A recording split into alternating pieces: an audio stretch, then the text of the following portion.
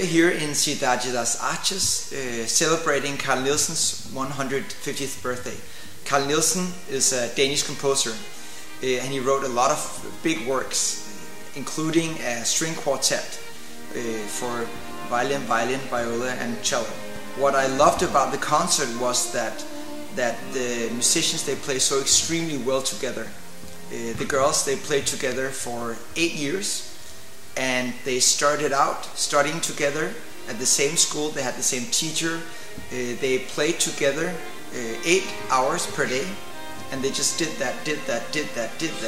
So after 8 years, of course, they play incredibly good.